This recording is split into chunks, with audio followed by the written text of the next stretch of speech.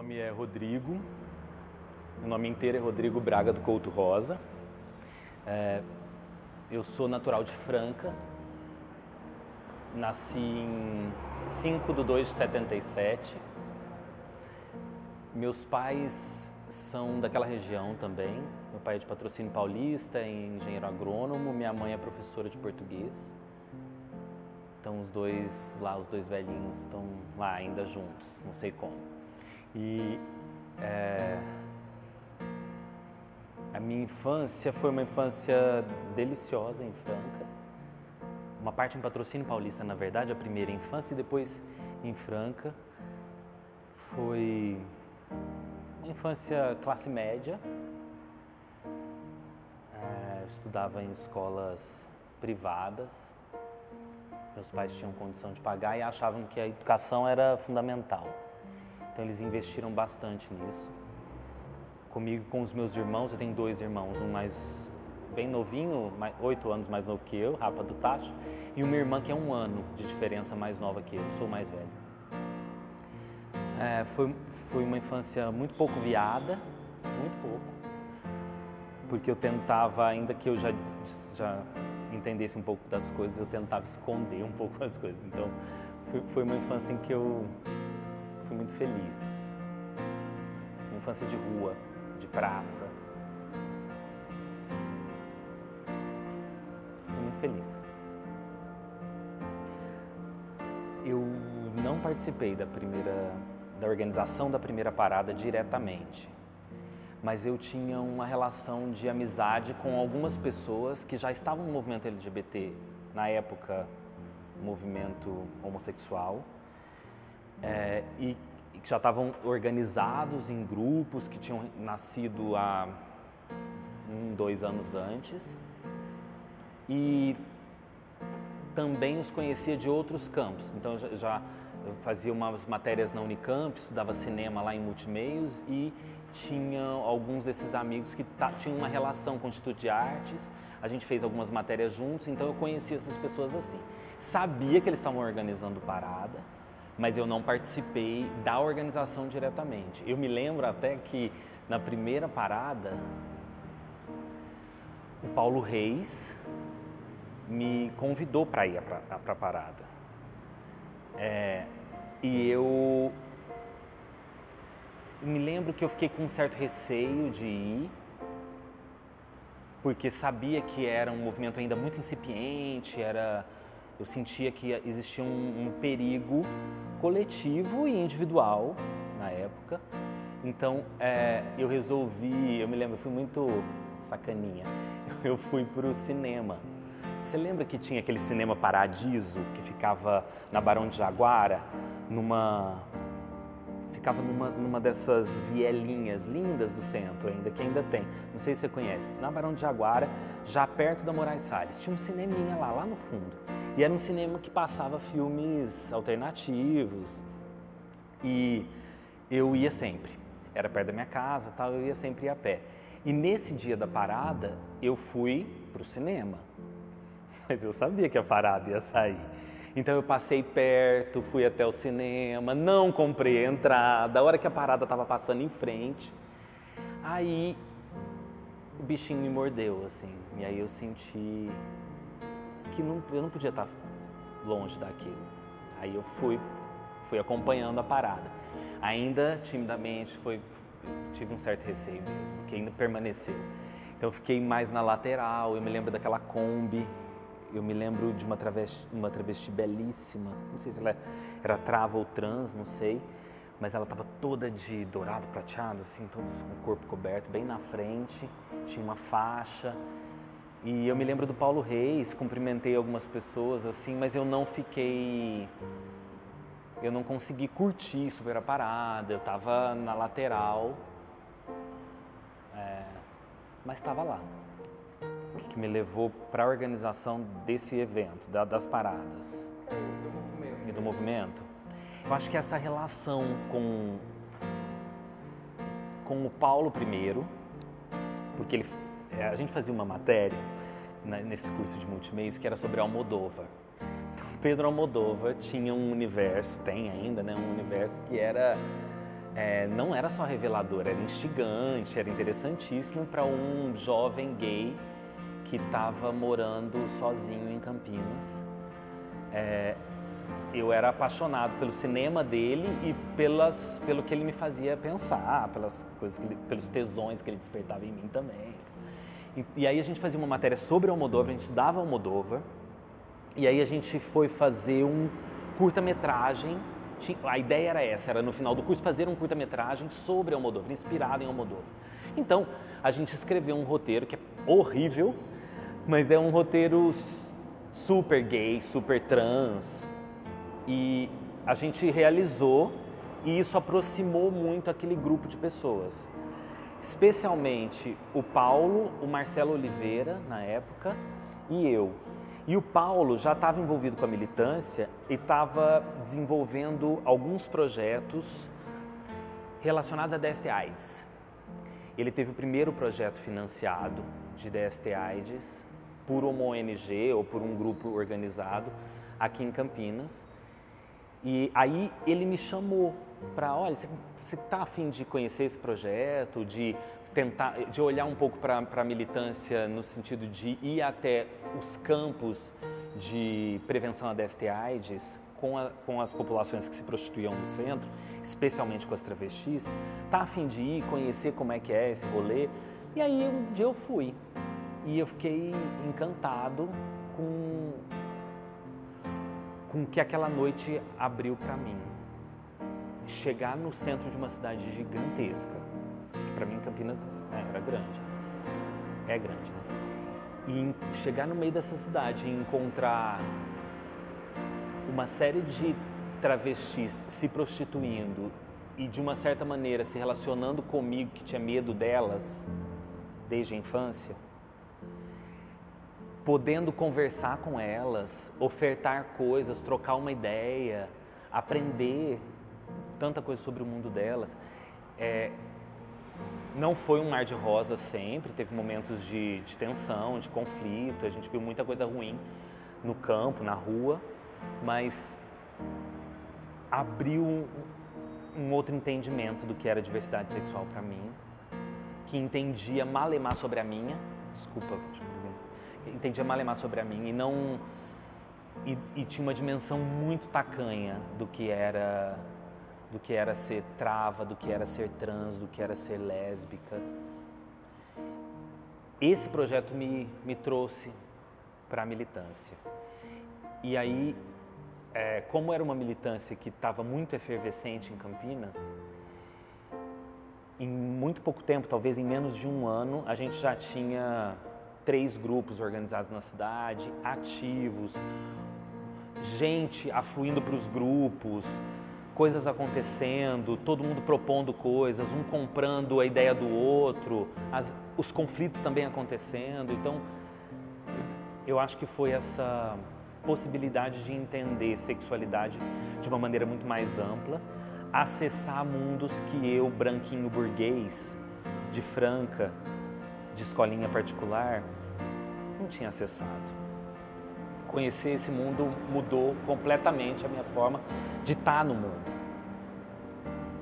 Acho que foi por aí, foi pelo Paulo e por essa entrada com as travas. Você comentou sobre 3 grupos que eram ativos na época.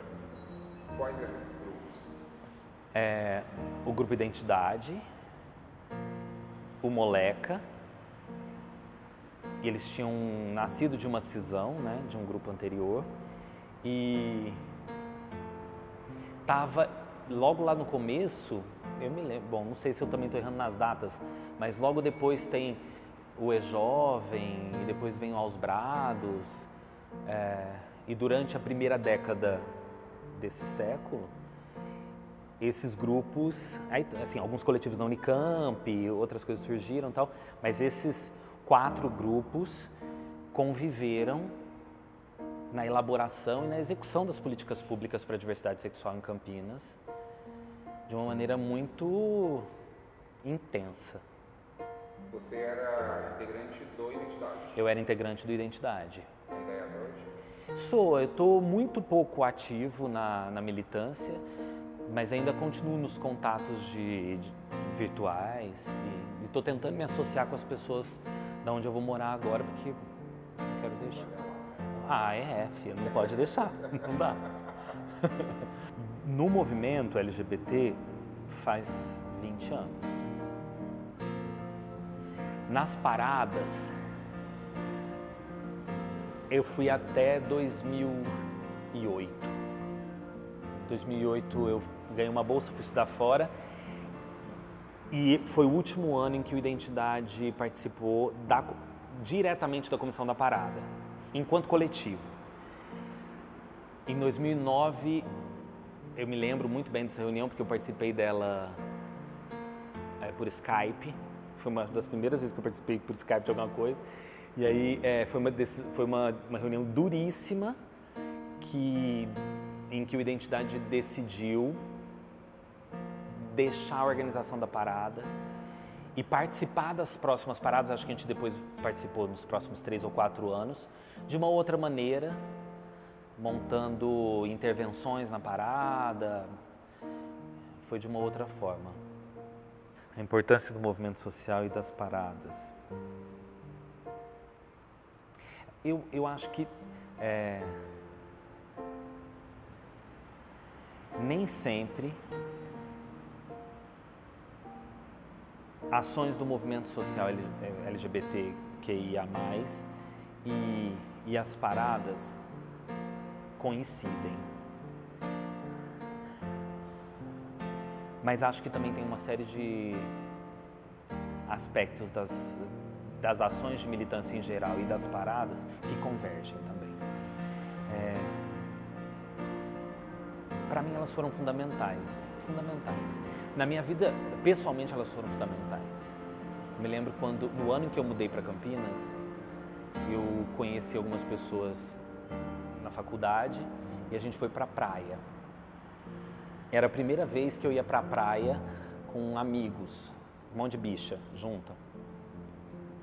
A gente voltando da praia, a gente foi no carro de um amigo, tal, lotamos, tal. A gente parou em São Paulo. E a gente parou em São Paulo porque a gente queria, vamos curtir uma tardezinha em São Paulo, a gente pega um cinema, sei lá. Tá. Só que eram 5 bichas que não tinham muita noção de militância, não sabiam que data era aquela, o que estava acontecendo. E era um dia de parada de São Paulo. E a gente parou na Paulista, achando que ia no cinema. A hora que a gente viu aquela multidão, foi transformador. A sensação de que a gente podia, de que eu podia olhar para o lado tranquilamente, de que eu podia paquerar tranquilamente, que eu podia pegar na mão, que eu podia dar sarrada, que eu podia beijar, que eu podia fazer o que eu quisesse, se bobear, o que eu quisesse. E me senti bastante protegido por uma multidão. Era como se eu, pela primeira vez, pudesse pensar que o mundo podia ser muito diferente daquele que eu encontrava nos outros 364 dias por ano. E aí foi isso. Então a parada tem uma dimensão, essa dimensão que teve pra mim, de olhar pro lado e achar que você não tá sozinho, de que se a gente der a mão aqui, um para o outro, a gente arrasta o país e o mundo para outra realidade. Essa sensação eu tive caindo de paraquedas na parada de São Paulo. E aí, construir as paradas aqui fazia sentido automático, sabe? Porque era a possibilidade de promover para outras pessoas a mesma sensação que eu tive. Eu queria que as meninas que estavam, sei lá, na 8ª série de uma escola da periferia de Campinas pudessem ganhar o centro da cidade de mão dadas com outras meninas, beijar na boca, beijar em público, beijar numa praça, sem ser incomodada, ou sem ter o medo que ela teria todos os outros dias. Fazer parada para mim, naquela época em que a visibilização das diversidades sexuais ainda era algo em processo de conquista, que a gente tinha muito pouca representatividade positiva na mídia e em outros espaços sociais. A parada, para mim, desempenhava muito essa função. A gente tentava agregar à parada outras funcionalidades, sabe? A gente tentava trazer temas transversais para ela, ou até centralizar a parada para dar visibilidade para uma determinada vivência de sexualidade ou para uma temática que estava afligindo a população LGBT na época. Mas lá no fundinho, para mim, era essa questão de você proporcionar um espaço para que as pessoas pudessem viver pelo menos um dia de uma maneira muito tranquila. Mas tem uma outra coisa que eu acho que é fundamental, é que quem veio para a organização de movimento social, e aí no caso do Identidade, a organização, o Identidade estava muito atrelado à organização da parada, porque a gente capitaneou boa parte da parada durante um tempo. Fazer militância no grupo significava um monte de outras coisas, porque significava acessar um tipo de relação com outro militante que ali quase invariavelmente se transformou em amizade. Então a gente era um grupo muito, muito, muito unido, amigos de casa, gente que a gente escolhia passar o carnaval junto, o aniversário junto. Então tinha isso, tinha essa relação pessoal e tinha quem participou da militância ali ativamente, teve sua vida completamente transformada porque entendeu, por exemplo, o que é construir Estado, o que é construir política pública, o que é pensar que outro mundo é esse que a gente quer construir, pensar coletivamente, exercitar democracia, porque você acha que esses 4 grupos que estavam ali era uma beleza de conviver? Não era não bem. Era pau.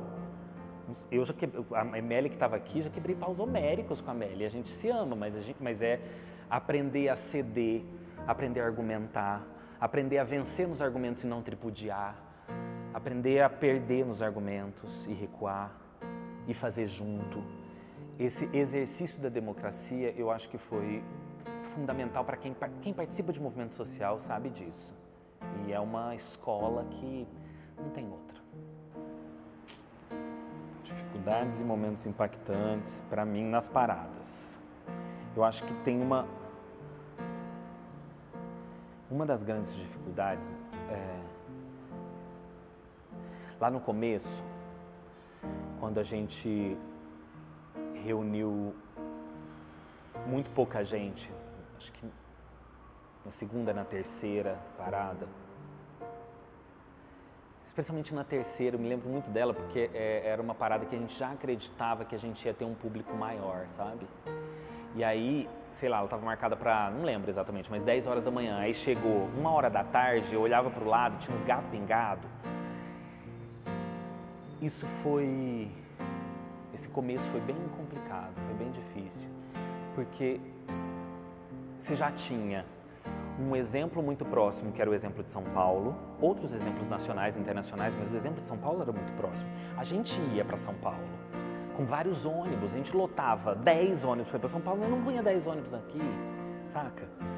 E aí esse começo esvaziado dava uma sensação de que talvez este tipo de ação pública, parada, fosse algo que deveria ser relegado às grandes capitais.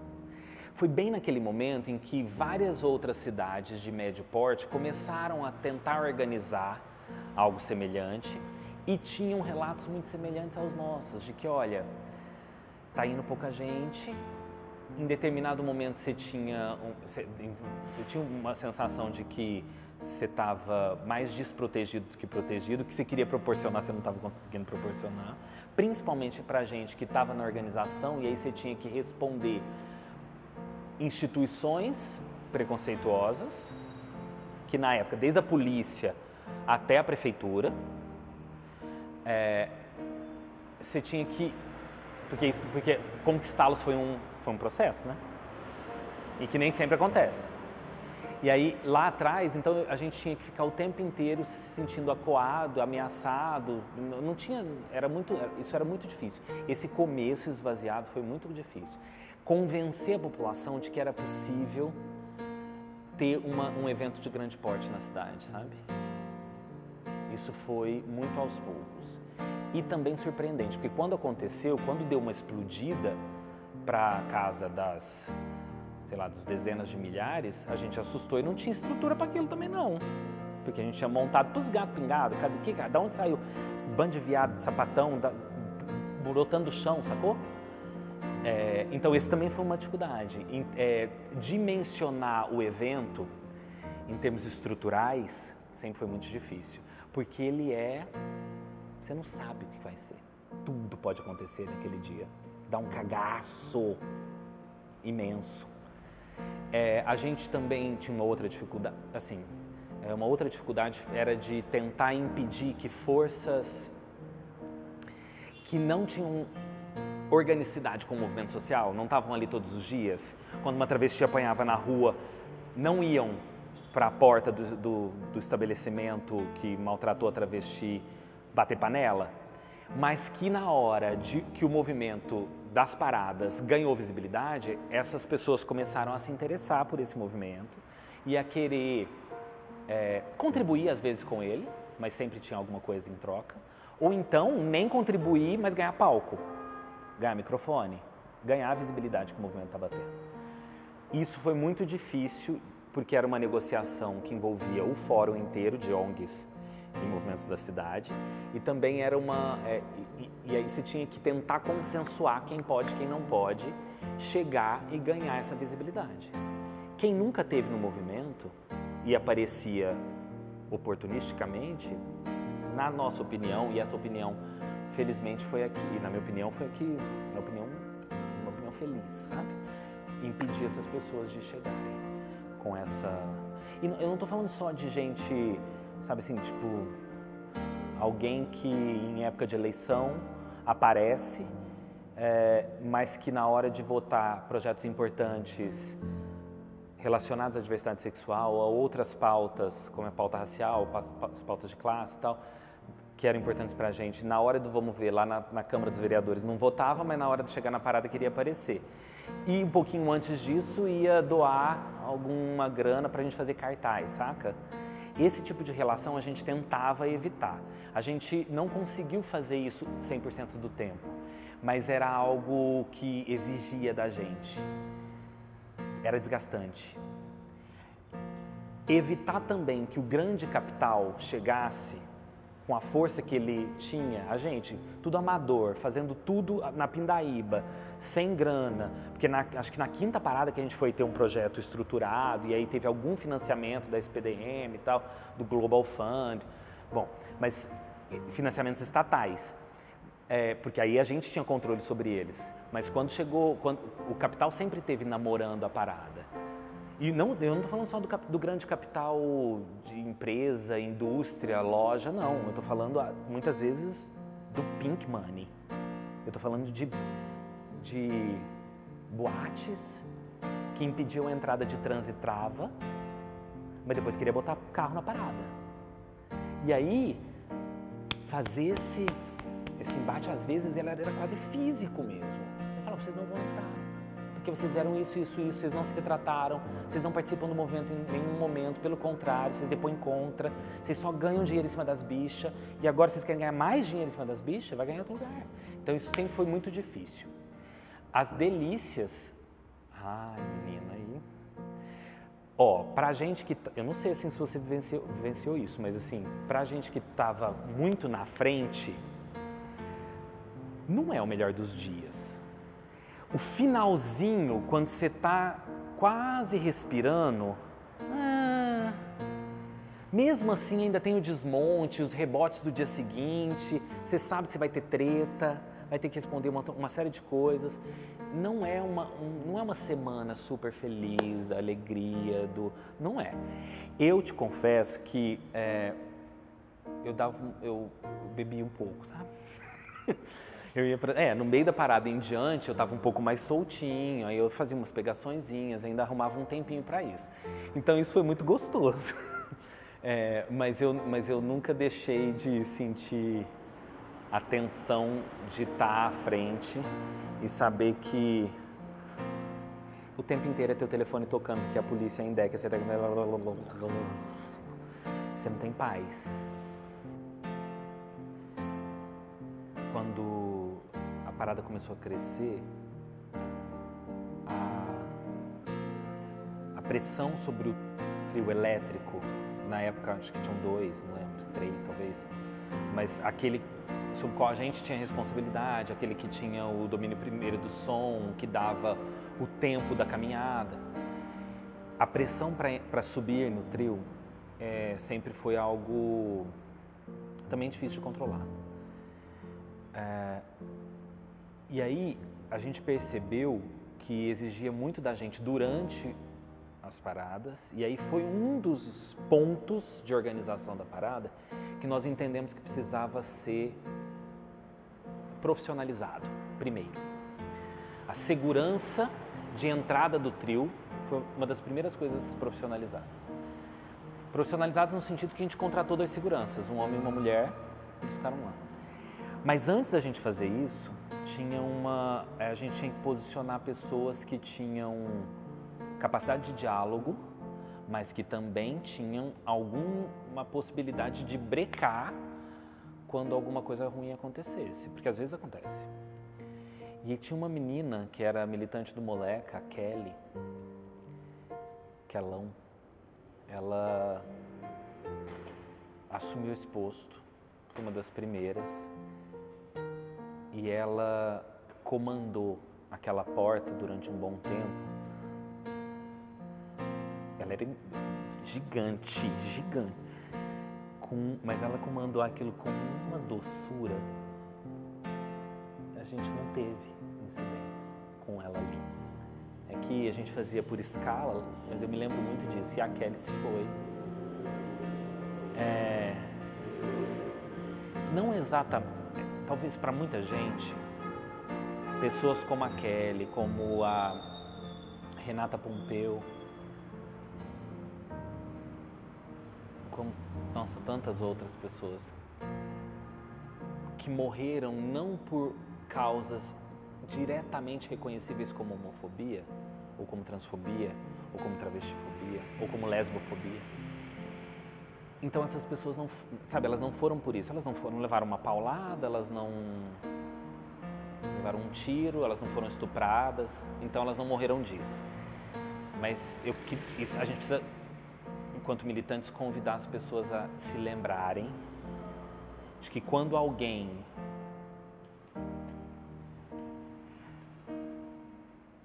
como a Renata Pompeu entrava numa loja, num centro de saúde, num banco e era olhada de lado, maltratada, desprezada, algo acontecia com a autoestima dela. E geralmente ela era rebaixada, essa autoestima. E quando essa autoestima é rebaixada, as pessoas cuidam menos de sua saúde, né? Quem gosta menos de si, cuida menos de si. Então, quantos de nós foram embora porque não conseguiram gostar de si o suficiente para cuidar de si? Isso também é ser levado por transfobia ou homofobia. Mas eu me lembro de 2 pessoas que me marcaram muito e que essas foram levadas de uma maneira muito brutal. A Géia,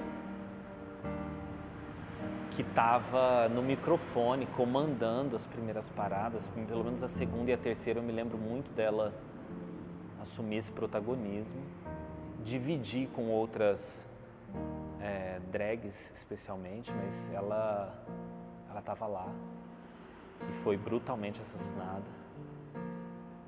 E me lembro da Camille. Camille era muito próxima. Então, Camille não deu muita conta, não. Não, Camille, eu me lembro uma vez na parada, ela me deu um esporro. Nossa, ela me deu um esporro. porque eu chamei ela do nome antigo, nome de rua, porque eu a conheci na rua fazendo a prevenção. E eu não sabia que ela tinha mudado o nome para Camille, a gente não se encontrava fazia algum tempo, e ela tinha voltado a trabalhar no programa de DST/AIDS, e o programa tinha montado para aquela parada um grupo de trans e travas, acho que com a temática de divas de Hollywood, uma coisa assim, e ela tava maravilhosa de Carmen Miranda. E aí, de longe, eu falei assim, nossa, você tá linda! E chamei ela pelo nome, que é antigo nome de guerra dela. E aí ela falou, Camille agora. E aí eu falei, desculpa, Camille, então. E ela foi assassinada também. Do movimento com a parada.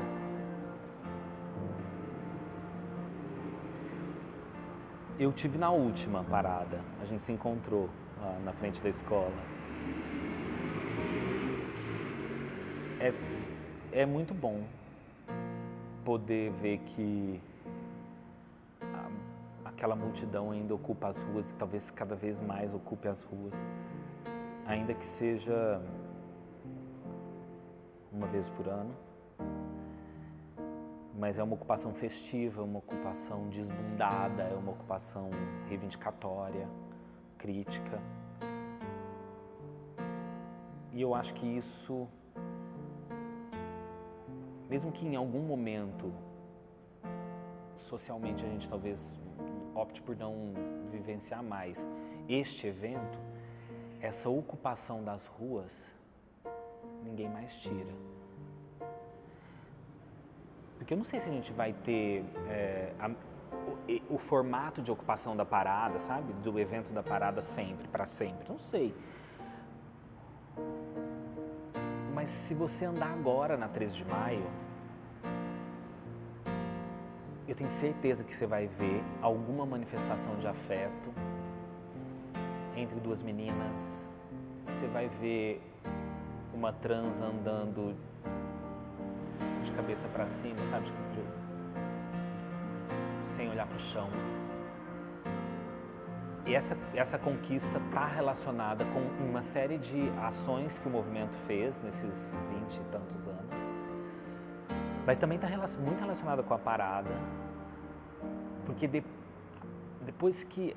Porque a parada tem essa função de escancarar um armário que é um armário muito individual. Por mais que o armário seja um lugar para onde cada um de nós volta sempre, porque a gente sempre lança mão dele. Eu não sou doido de assistir um jogo de futebol, sei lá, final de um jogo de futebol do Campeonato Brasileiro e me comportar completamente fora do armário, numa torcida organizada que eu sei que é homofóbica. Não. Se eu vou assistir, se eu vou num lugar como esse, eu me coloco dentro do armário de novo. O armário é um artifício de proteção. Mas aqueles dias de parada me fizeram entender isso. E em vários momentos da minha vida, sou eu quem decido se eu vou entrar ou não vou entrar temporariamente nos meus armários de proteção. E eu sei que em vários momentos eu não vou precisar estar neles e naqueles dias de parada, eles nem passam pela minha cabeça, eles estão muito longe da minha vida. Então eu acho que isso acontece com quase todo mundo que está ali. Isso é um ganho absurdo. Além disso, a gente ganhou muita visibilidade. Dificilmente uma política pública é elaborada hoje em dia sem que se cogite, pelo menos, mesmo que seja negando, a discussão de diversidade sexual. Mesmo os mais direitosos, mesmo os mais fascistas, têm que, quando for fazer uma política qualquer, pública, eles vão ter que pensar. Eles pensam, ixi, a gente vai ter que explicar isso para o movimento LGBT. O fato do movimento não LGBTQ e mais não está incluído aqui. E na maioria das vezes, nas políticas a gente está, né? Tá, e temos que ficar atento, a gente tem que supervisionar sempre, a gente tem que brigar para estar, não é fácil, não está dado. Por isso elas ainda são importantes. As paradas, os temas que elas abordam, a maneira como a gente leva isso para as ruas. Mas que a gente caminhou bastante, a gente caminhou. Eu não sei te responder direito, não. Faz uns 2 anos a gente foi... 2 anos? Acho que sim, ou talvez mais, uns 3.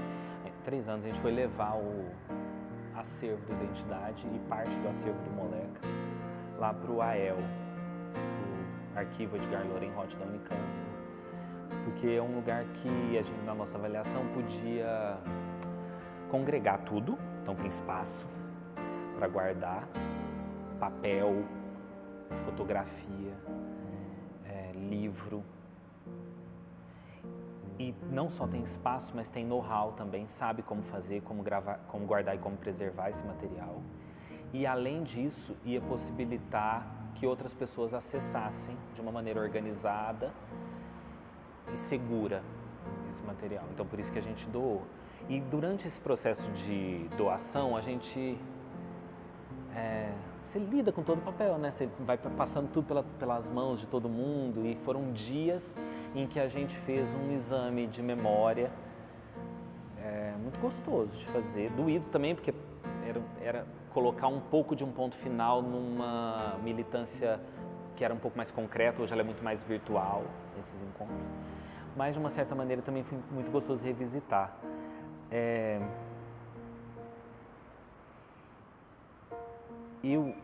Eu acho que a minha contribuição foi mais no sentido de dizer vamos, sabe o garoto do vamos? Eu acho que era essa a minha função, sabe? Porque tecnicamente eu nunca fui muito bom em quase nada. Então eu não tenho o domínio da câmera, eu também... Então, os registros tinha alguém melhor para fazer. Eu não tinha o domínio do grafismo, então pensar nas questões gráficas, e era uma coisa muito amadora, era muito feito em casa mesmo. Então, tinha alguém que fazia, não sei, alguém que escrevesse projetos, ajudei em alguns, mas sempre tinha gente muito boa.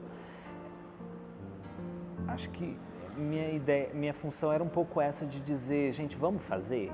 E como eu tinha uma casa, um apartamento no centro de Campinas, eu moro na minha kitty até hoje, era fácil o acesso para muita gente, né? Uma cidade com uma mobilidade urbana complicada, as pessoas conseguem afluir para o centro. Então, as pessoas iam muito lá para casa. Então, essa coisa de, congregar, acho que foi um pouco isso. E acho que quando eu estava na escola, dando aula, lá nos DICs, e depois na direção aqui do Carlos Gomes, quando eu via junho ia chegando, e a gente deslocado no trabalho, que centraliza tanto a vida da gente, né? A molecadinha começava a se organizar, a falar, a querer fazer com que o tema ficasse mais visível para a escola toda, sem que a gente, no lugar de militante, precisasse fazer uma primeira movimentação. Perceber que isso estava capilarizado, que quando a gente não estiver mais aqui, vai ter muito mais viado, muito mais sapa não deixando passar. Saca? A gente se sente um pouco parte disso, assim.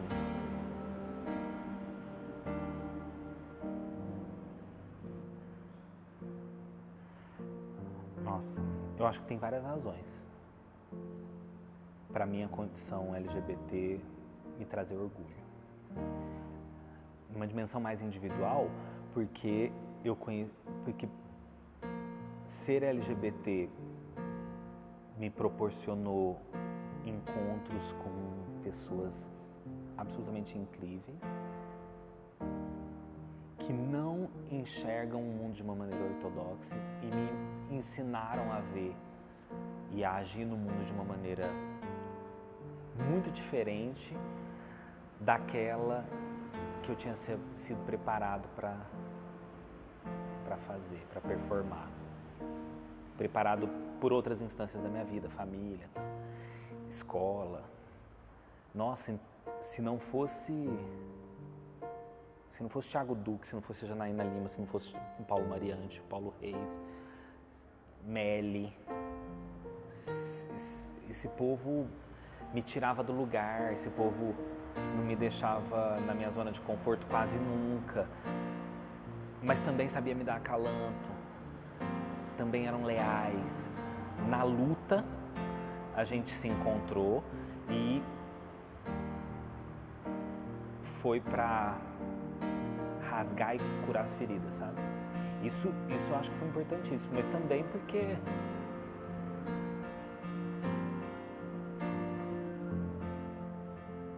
cara, eu acho que eu ia ser um ruralistazinho de merda. E aí, ter feito as ações que a gente fez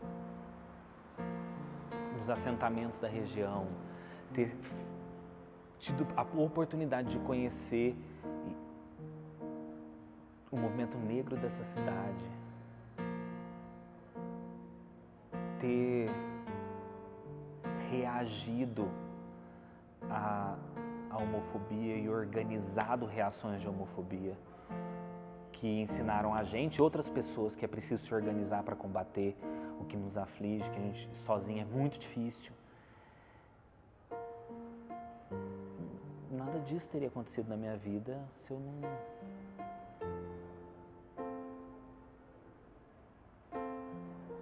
não fosse aprendendo a ter orgulho de ser gay. Eu não sei nem se eu teria saído do armário.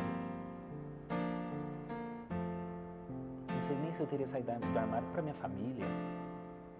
Sabia que eu me lembro que a primeira vez... Lembra quando... Não sei se você lembra disso, mas teve uma discriminação homofóbica num bar, um city bar. E aí, foi com um menino que eu tava ficando, que era militante, o Luiz Arruda. É militante, né? E aí, a gente foi fazer uma manifestação no bar, em repúdio. De repente, chega o jornal. Eu, sinceramente, nem lembro, não vi jornal, mas tem sempre alguém tirando uma foto. Hoje, então... Mas aí tiraram uma foto, foi capa do Correio Popular e eu não sei por que cargas d'água o meu pai, em Franca, tinha um Correio Popular. E meu pai, quando eu cheguei em casa, ele me mostrou e não me mostrou de uma maneira assim, o que é isso? Não, foi assim, me explica o que aconteceu aqui, tá tudo bem? E aí eu pude ter aquela primeira conversa com ele, uma conversa foi super de boa. E eu tinha muito medo dessa conversa não ser de boa. Muitas não foram de boa.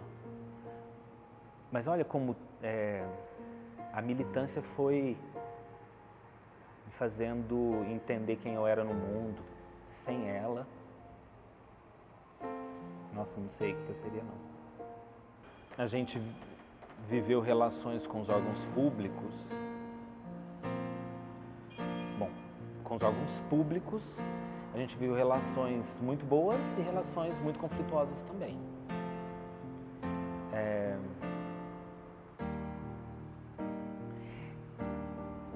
Eu não sei como é que funciona hoje, mas na época a gente buscava dialogar com a municipalidade, com os órgãos, com as diversas instâncias que você precisa agregar para fazer um evento de grande porte público, em área pública, num domingo. E aí, por exemplo, com a Secretaria de Cultura, invariavelmente a conversa era mais tranquila era mais tranquila do que com os órgãos de segurança, por exemplo. Mas teve ano em que os órgãos de segurança nas reuniões preparatórias foram uma gracinha e a Secretaria de Cultura empenava a carroça. Então, a gente teve de tudo.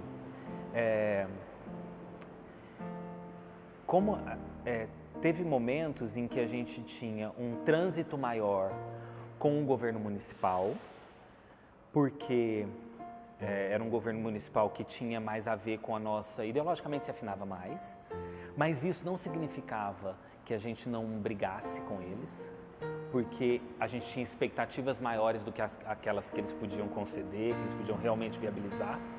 Então tinha briga sim. E teve outros momentos em que a gente entendeu que era muito importante que a gente ampliasse as nossas pontes com o governo estadual e especialmente com os órgãos de financiamento de saúde relacionados à DST-AIDS, já que desde o começo do movimento há uma associação, hoje bem menos, mas naquela época a associação entre fazer uma militância de combate à epidemia de HIV/AIDS e fazer militância LGBT estavam muito próximos. E aí você tinha as grandes linhas de financiamento internacional que acabavam, de uma certa maneira, quando eram bem gerenciadas nas municipalidades, acabavam entendendo que para eu fazer com que a epidemia diminuísse na população LGBT, era preciso trabalhar a autoestima, o empoderamento, a organização social daquele grupo. Então, colaborar com os projetos da militância dos movimentos sociais LGBT era fundamental. Se um dos projetos mais caros à comunidade era realizar aqui em Campinas o mês da diversidade, ou a Semana da Diversidade, e a parada como o epicentro de tudo aquilo, então os programas de AIDS entenderam durante um bom tempo que era preciso colaborar. Isso foi importantíssimo. Como a gente também conseguiu aqui em Campinas estabelecer outras instâncias, outras políticas públicas que permaneceram, como o CR-LGBT, por exemplo, em algum momento foi importante a gente compartilhar, cogerenciar políticas públicas, coelaborar políticas públicas com esse órgão que já estava instituído dentro da municipalidade. Não foi um mar de rosas sempre, não foi, teve muita discussão, mas eu acho que isso é do jogo democrático. É assim que se aprende a fazer. Melhor do que a gente ter um déspota dizendo para onde a gente tem que ir. A gente aprendeu que era possível fazer a briga, a gente aprendeu como é que se fazia a briga, quais eram os caminhos para se fazer a briga e a gente fez a briga.